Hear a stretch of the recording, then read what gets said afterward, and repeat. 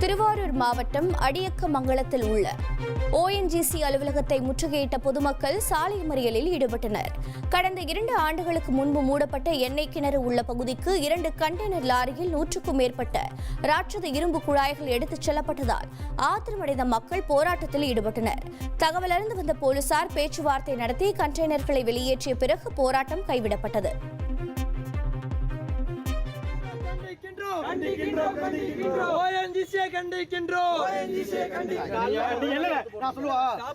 தலைவர் வந்து அருமையா சொன்னாரு. என்ன தெரியுமா சொன்னாரு? நீ 2 வண்டி வெளியிடுங்க, நாளைக்கு ஜமாத் ஆபீஸ்ல உட்கார்ந்து பேசிக்குவோம், சுமூகமான முடிவு. ஆனா நீங்க என்ன பண்றீங்க? நீங்க சுமூகமா பேச்சுவார்த்தைக்கு நீங்க வராத மாதிரி பண்றீங்க. நீங்க பண்ற நடவடிக்கை நீங்க பண்ற நடவடிக்கை நாளைக்கு உட்கார்ந்து பேசக்கூடாத நடவடிக்கை பண்றீங்க. நீங்க பண்றது ஊருடைய ஒரு கிராமத்துடைய ஜமாத்திலே அவங்க பண்றீங்க.